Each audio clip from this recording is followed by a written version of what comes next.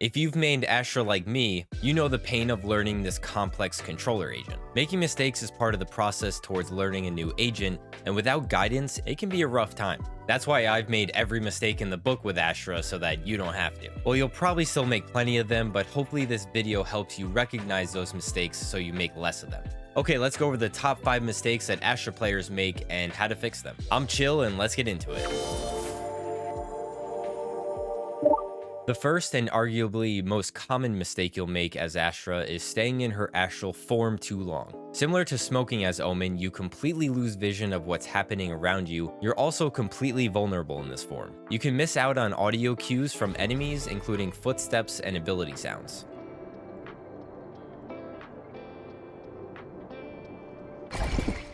The longer you're in this form, the less info you have, and the more likely you could die to a damage-dealing ability or aggressive enemy. Plan what you want to do before going into your astral form and execute the star placement as quickly as possible. If you're trying to go for a fast execute with your teammates on attack, you typically want to place the stars at the last second to avoid telegraphing your intentions to the enemy. You can go into astral form while your team prepares to execute, place your stars, and activate them while still in astral form to quickly get those smokes and abilities out. I may consider activating the abilities in astral form if I'm placing 3 or 4 stars. If you quickly place 2 stars, you can come out of astral form and activate them in the same amount of time as you would in astral form due to the stars wind-up time. In the same vein as staying in astral form too long, you may be placing stars too reflexively. Astra is more of a setup agent, and while there are times to be reflexive on defense especially, it's better to have a setup in mind. For example, you hear a fast rush A site and decide it's time to place your stars and activate them.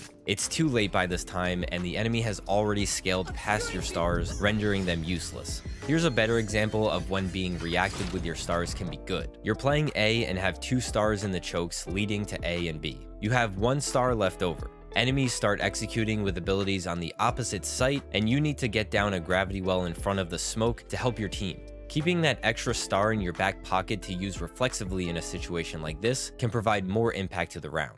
This ability is heavily underused and similar to how Yoru plays. Deception is the key ingredient here, and using recall to gain favorable positioning on your enemies is the goal. You can use it on retake to get into sight more safely, or for defending on attack during post-plant to get into better positions. Even just using it to get across an area of the map an enemy could be holding can give you a lot of options. Take this example on Pearl when attacking from B long. Use it at the start of attack rounds to help your teammates get across, or fake the recall cross as your team takes control towards A site. Another use for the recall star is to fake a smoke. You can do this to trick an enemy into playing in your smoke only to be caught with their pants down out in the open. Or you can use it on yourself. With the right timing, you can fool your enemy into thinking you're smoking, and when the recall smoke drops, you have the advantage on them. You may have seen this poison orb trick with Viper before. Same idea.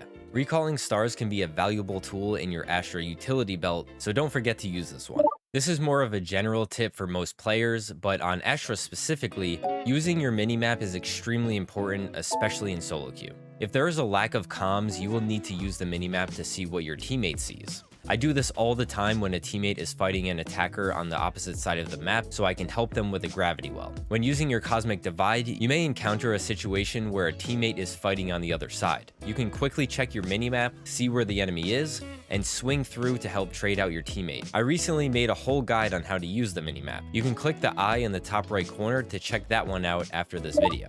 A gravity well placed in front of your smoke on defense can be a potent defensive combo. The real power comes from how precise your timing is. Gravity well too early, the attackers will wait it out. Gravity well too late, and you missed your opportunity. The idea with this setup is to wait until the execute feels imminent. There are a few things to think about before popping your suck. Can you hear the attacker's footsteps coming out of your smoke? Pulling them in. Are you looking at the minimap if you're in cover and a teammate is watching your smoke? Do you have any teammates nearby that can flash or recon to determine if the attackers are out of the smoke? Did you hear a duelist enter sight with a movement ability? Pulling them in.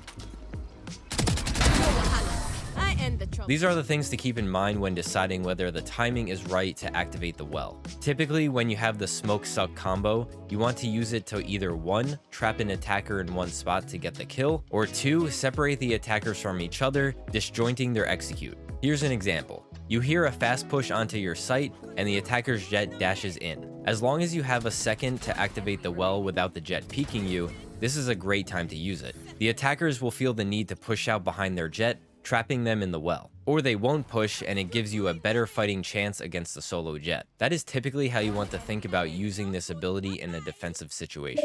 Cosmic Divide may seem like a great way to prevent attackers from pushing onto your site, but I'd almost always prefer using it to retake during the post plan. If you wall to stop a push, it may give the attackers more options. Now you have to question whether they're waiting for the wall to go down or rotating since you can't hear their footsteps. This wall is almost always better utilized for retaking a site. You want to use your walls in spots where the enemy is forced to peek you. A good example of this is on Ascent. One wall you can place is right on the edge of sight if you're all retaking from heaven. This will force the enemies to push you since they can't hear the defuse from A main. Another one is in the back side of B, since this is a common post plant position. Speaking of the wall, a little bonus tip for you. Whenever you wall to retake and your teammate is defusing, try to position yourself at one of the ends of the wall, preferably on the opposite side the spike is planted so that you can look parallel to the wall for enemies swinging through. You make it easier on yourself to get a kill instead of looking directly at the wall and trying to guess where the enemy's going to peek.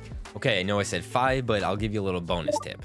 Astra is one of the most complex agents in Valorant. Typically in lower elos where there is a lack of team play, especially solo queue, getting your teammates to play off your Astra utility can be quite challenging. Removing complexity from the equation by using a simpler controller like Omen or Brim is something I definitely recommend for most controller mains. Now, this isn't to say I don't think anyone below Immortal should play Astra, but if you're trying to improve in Valorant and work your way up the ranks, Astra may hinder that progress if your team isn't playing off your utility, which in solo queue can be quite often. Astra's Gravity Well and Concuss can be powerful abilities, but they limit Astra's true potential without team coordination and communication. I mained Astra for about a year in competitive, working my way up from Silver 3 to Platinum 1. If I had focused more on my gunfight mechanics and played an agent that required less reliance on team play, I believe I would have hit Platinum significantly earlier. Recently, I've been playing Omen, Viper, and Brimstone, and I've gone from Platinum 1 to Diamond 1 relatively quickly.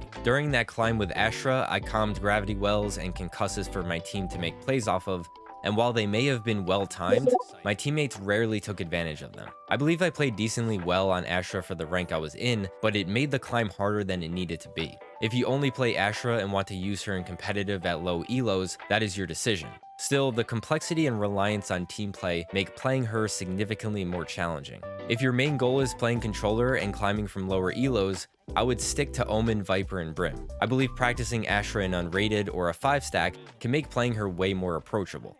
And that's going to be it for this one. If you found the video helpful, drop a like and let me know in the comments what you'd like to see from me next. Subscribe for more guides like this one, and if you're looking for another Astra guide, check out this one next. Thank you guys for watching, and I'll see you in the next one. Peace.